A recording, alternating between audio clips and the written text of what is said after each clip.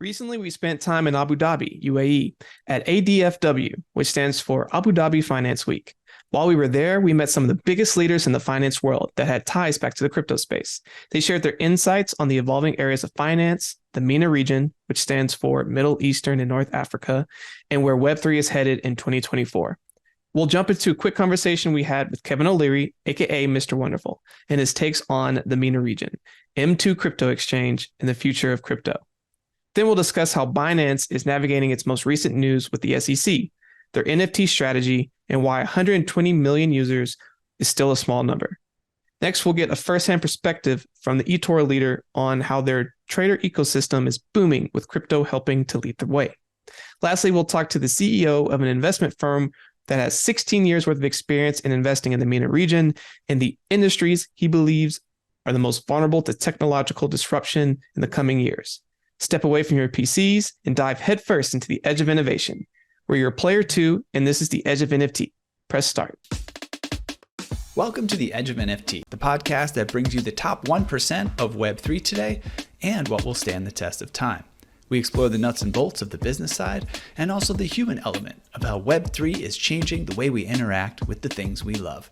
This podcast is for the dreamers, disruptors, and doers who are pumped about this ecosystem and driving where it goes next. Hey guys, this is Josh, co-host of Edge of NFT, here with the one and only Kevin O'Leary. We meet in Abu Dhabi of all places. Well, why not? Yeah, why not? Let's get your thoughts. What's going on in this region that gets you excited? One word, growth. Yeah. There's no place like this. What place on earth is growing this fast, attracting this much capital in so many sectors?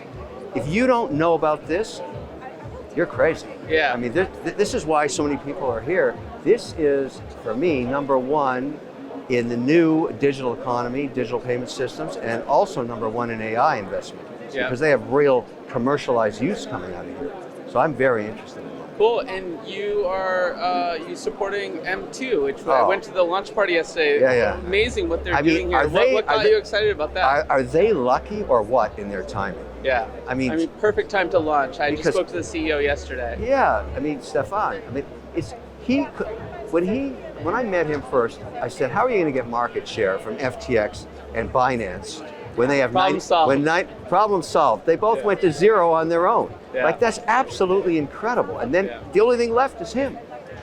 I got to say, there's a lot of rising exchanges, a lot of rising L1s that are sort of positioning themselves for the next bull run. So you're pro-crypto in a more regulated environment. I'm pro-crypto and digital payment systems. The trouble with the other exchanges, they don't have the financial backing M2 has.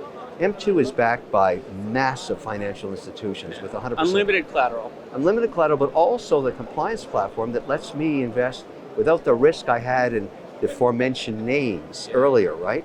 They didn't do it the right way. These guys have figured it out. They're going to do it the right way, and I want to be part of it. So I'm buying the Phoenix shares because they own 30%. Fair enough. Thanks, Kevin, for your time. You got it. Thank you.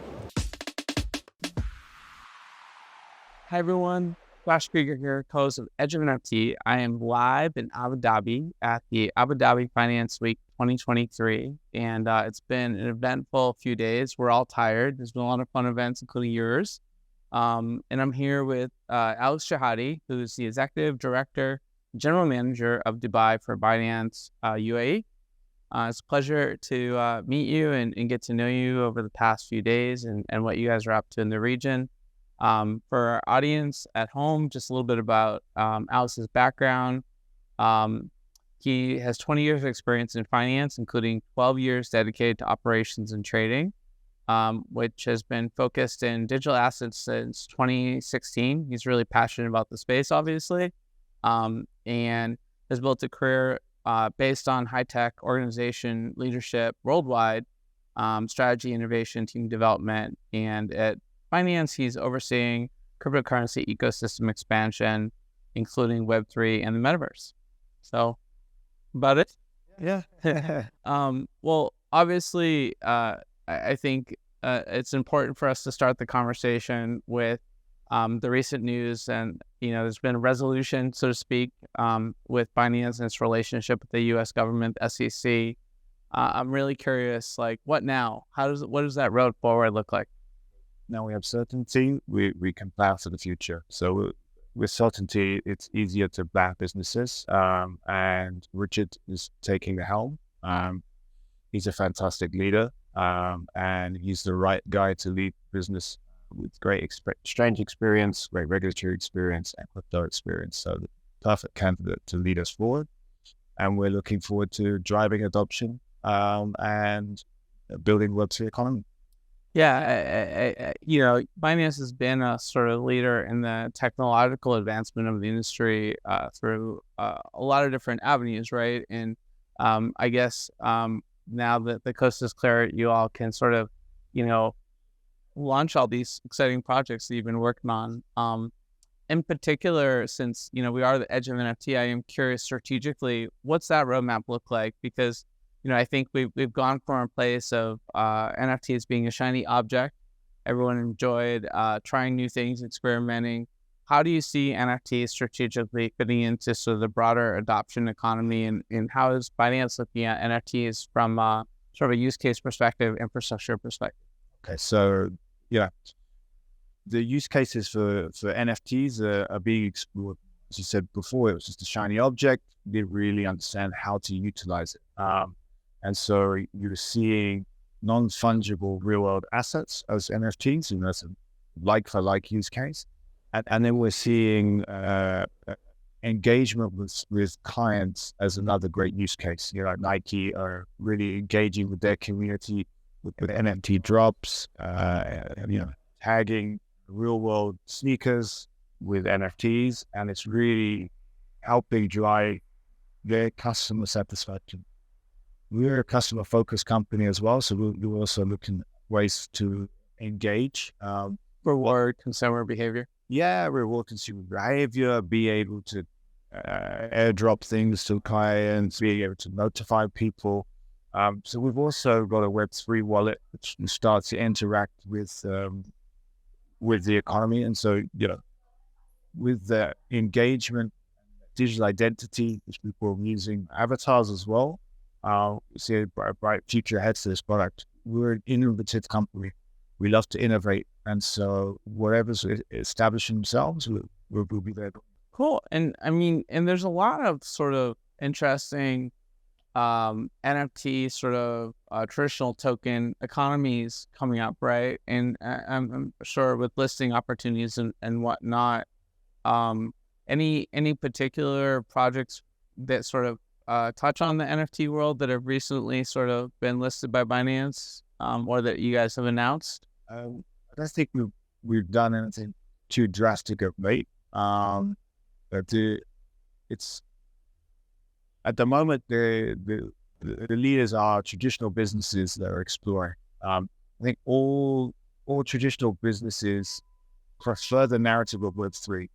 Everyone's looked at the companies that embrace the internet are still around, and the leaders now. So the narrative of Web3 resonates with existing businesses, and so they're still experimenting with their NFTs, with use cases that we mentioned, but it's yet to pan out, right? Still early. It's still an experiment. Speaking of experiments, I have to say, in my time in the UAE over the last month, I've been really impressed in how the government has embraced experimentation, whether it's virtual worlds. There's a demo of mediation in the metaverse, right? What's sort of your perspective on the ground here in this region in terms of the adoption of cryptocurrency, the adoption of NFT technology, and how is that sort of different than other regions?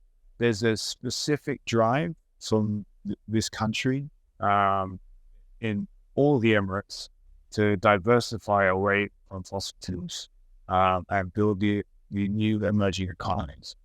I think PwC have given us some numbers of about $20 billion of additional GDP embracing blockchain. Wow. And so the Dubai government established a blockchain strategy, I think in 2016.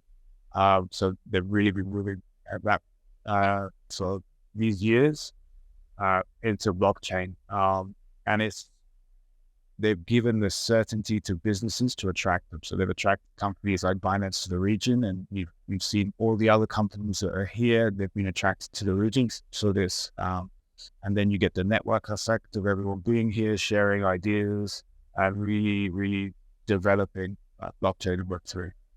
So exciting times ahead. I guess just to take a step back, you have a global sort of set of users. I don't know what the recent numbers are. You could tell me that in terms of folks using your platform and whatnot. I'm really curious how those demographic trends are adjusting in terms of age, background of your users. Like, are we at a point where, this is a tipping point, or, if not, where do we go next? So I believe we have 160 million users globally, and the demographic is, as you'd expect, it's young, tech savvy, slightly more male than female. It's changing. Yeah, we're a little bit. I mean, we have a lot of senior leaders in Binance, and going back to, because it's experimental and new, the younger demographic need that. That's why we're in the region here, slightly younger demographic, and that's why we're looking to need development. Sounds good. Any closing thoughts? Anything on the Binance roadmap that you're particularly excited about coming up the next few quarters? Just new products, continue to innovate, protect users, and grow the market. It's still small. We're in crypto, NFTs, blockchain, and we live and breathe it. Yeah, 160 million compared to the global population, it's still small. Yeah. And you all have, the biggest user base in the world, right? So we have a ways to go. Yeah, social networks are much bigger, right? And so long way to go. So looking forward to the journey. All right. Thanks, Alex. Appreciate your time today. Very much. Hi everyone, Josh Krieger here, co-host of Edge of NFT. I am live in Abu Dhabi. It's our first time being here, and we're really excited to be here for the ADFW event. It's lively out there, and I'd say there's a lot happening in the region. And I'm pleased to be here with Ben Laidler at eToro, whose firm had a huge announcement the other day. We're going to get to know each other and talk a little bit about that. Ben, great to have you on the show. Thanks for having me. Great to be here.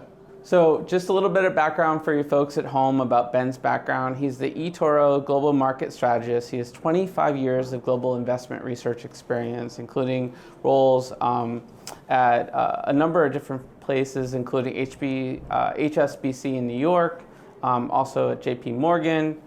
Prior to that, he had a position as CEO at the independent research firm Tower Hudson in London. He's here joining us from London for this event. Thank you. So I guess just to kick things off, tell us a little bit about why you chose to be part of eToro's journey. I was sharing a little bit of my history. I was familiar with you all sort of launching back in the day with the relatively ambitious goal of bringing compliance and regulation to new asset classes, including cryptocurrency, and a lot's happened since then. So what made you sort of join the fray? Right. So, as you say, I spent 25 years on the institutional side. Now I'm on the retail side. The attraction is the growth. To be frank, we're up at 34 million users. Wow. In 100 countries, so completely global. All asset classes. Crypto, stocks, FX, commodities. ETF indices. So that's the attraction. A growing business. Across the world, all asset classes, and basically being able to help retail investors on the investment journey. Makes sense. And as I mentioned a little bit foreshadowing to our audience, there's some big news yesterday that was dropped. A little bit of a ceremony here at the event. Can you share a little bit more about that news and what's going on with the platform? Yeah, so we've got our investment license essentially for the UAE. And as I say, we're in 100 markets. We have 34 million, registered users, and now we have a license here. Hopefully we can go out and get more users and be more useful to clients in the region. So it's a big step forward for us. It's clearly a region with a lot of potential. The regulators making a lot of effort. There's a lot of growth, and we hope to be part of that. Makes sense. And you have a big team here visiting from all over your different offices, yeah, for this occasion?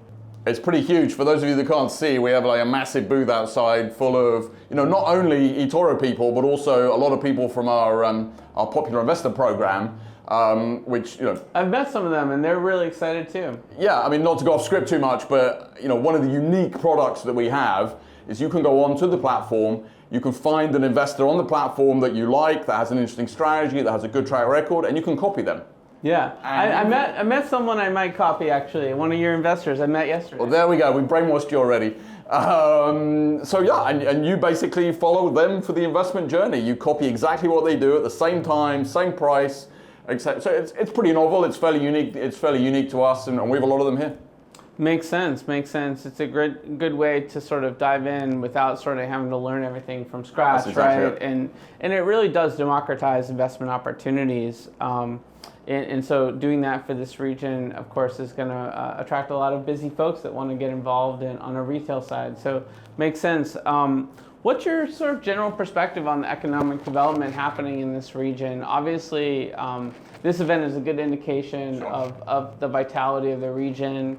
I've heard stats like I won't quote numbers, but a much lower decline in sort of economic value in the markets here relative to the rest of the world over the last sort of 12 months. But what are you guys seeing?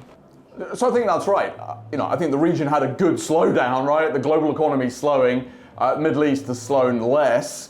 Why? I mean, they came into this with not very much debt, current account, surpluses. They've clearly been diversifying, trade, investment, the economy for sort of years, and I think that's really sort of helped them out. And then looking forward, I think 2024 is going to be a better year. I think it'll be one of the few places in the world growing over 4%. And with interest rates being cut, I think the biggest sectors here, banks, real estate, should do very well. And there's a lot more than that. I mean, we're a financial services event. We've just got our license. There's a big, there's a lot of asset managers moving to the region. There's a big fintech sort of culture building. We've got COP28 starting today. Yeah. There's an awful lot going on here on renewables, solar, nuclear. So it's pretty dynamic. Cool. And do you have any thoughts on sort of trends specifically around cryptocurrency companies that you guys are working with that you're excited about that you could kind of share? Just like, I think we're in this sort of general bear market, but there's a lot of building going on. A lot of interesting, higher quality companies coming out of this bear market. Any specifics there that sort of has your attention? Well, I would say a couple of things. So I'm the investment guy.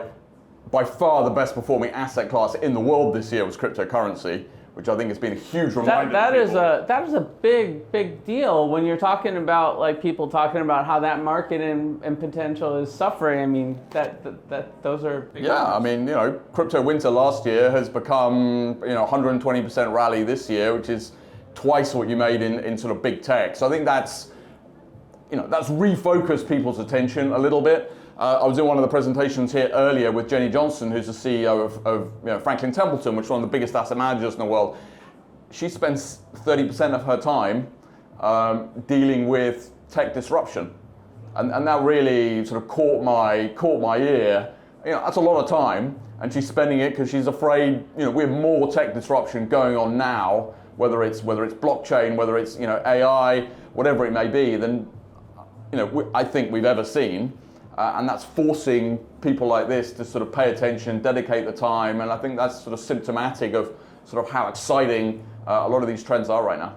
Makes sense. And a lot of industries are ripe for disruption. It's fairly ubiquitous, but are there any particular sort of industries that you think are more likely to be disrupted by this type of technology that you mentioned? So I'm going to dodge the question and answer it this way. I don't think there's an industry that is not vulnerable to disruption. I think every industry is vulnerable to disruption. I think the issue is within all these industries, how you're handling it, whether you're open to it, whether, like as it sounds like Franklin Templeton, whether you're dedicating the time to it and recognizing that I could just be disrupted out of existence. I look at public market companies. If you look at the largest public, those big magnificent 7 tech stocks today, they weren't here 15 years ago. There was a whole different tech stocks which we don't talk about today because they're not the biggest stocks anymore. I mean, the disruption is absolutely constant. A, and B, I think now it's sort of faster than ever. So I think regardless of the industry, I would split it either as people that are embracing the disruption or people that are hiding from it. If you're hiding from it, you won't be here in 10 years' time. Yeah, some prudent thoughts there. And speaking of prudent thoughts, you've been in investment management for a long time. Just a sort of fun question that came to mind is if you could go back to your younger self, any investment advice that you would have given yourself, say 25 years prior to sort of you starting your career? Get started. I guess what I mean by that is investing rewards time in the market, not timing the market. It's said that compounding returns is the 8th wonder of the world. The advantage retail investors have, they tend to be younger. The average age on our platform is about 30. It's about a decade younger than sort of traditional finance. They tend to be digitally native. So they tend to be open to technology. They tend to be open to cryptocurrency. And this sets them up, that set them up sort of very well. So that would be my advice. Just get started. And what about from a portfolio management perspective? Because you hear all these different theories on how much diversification in cryptocurrency and other sort of non-traditional assets. I've heard everything from no more than 1 or 2% of your portfolio unless you're in the industry to, looking at the facts like crypto being the best performance and being a little bit more liberal across asset classes. What's your theory on diversification and where you draw those lines? Yeah, so diversification is good. So I think you need to be diversified. And what's interesting about today is there are more products that enable you to do that than ever before, and they're cheaper than they ever have been. So frankly speaking, there's no excuse. Yeah. What's also interesting is, crypto is just, not as risky as it used to be. The volatility has come down a lot. So it's clearly a risky asset class, but it's not as risky as it used to be. We've seen stocks move north and south pretty quickly the past few years too. Absolutely. It's in all asset classes. So I think, I think you need to be diversified. I think it's easier now than ever. It's cheaper now than ever. Our copy product is essentially a diversification product. Are you seeing trends in terms of how much more exposure folks are taking to cryptocurrency in your platform? So retail investors have a lot of exposure to crypto already, which in some ways is natural. As I might say, the age is younger. They're not retiring for 40 or 50 years. They can, they can be more risk tolerant because they're not about to retire. And you see that reflected in the high levels of tech ownership, the high levels of crypto ownership. Well, appreciate this time to chat. Congrats again on putting your footprint in this region in a major way. If folks want to learn more about eToro and what you're up to, where do you suggest they go? Yeah, eToro.com. Bunch of tools, bunch of education.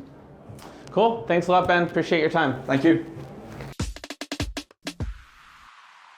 Hey everyone, I'm Richard and I am here at Abu Dhabi Finance Week, and I have the incredible opportunity to talk to Dr. Kareem with Gulf Capital. They're doing some incredible things. Talked on a panel yesterday and provided some incredible insights. But Dr. Kareem, how are you doing today? I'm very well. Thank you for having me. Of course. Well, first, I want to kind of just tap into the Gulf Capital. What are some of the investment thesis that you have, and how's it been evolving as MENA continues to evolve? Well, we're the oldest, largest private equity firm in the region, established in 2006. We're launching our 4th buyout fund. We manage about $2.5 billion and very focused on controlled buyouts in the Gulf. But not only in the Gulf, we're also pushing in Asia. We opened an office in Singapore. We're taking our companies from the Gulf to the rest of Asia, connecting these 2 regions, which are the fastest growing regions in the world today.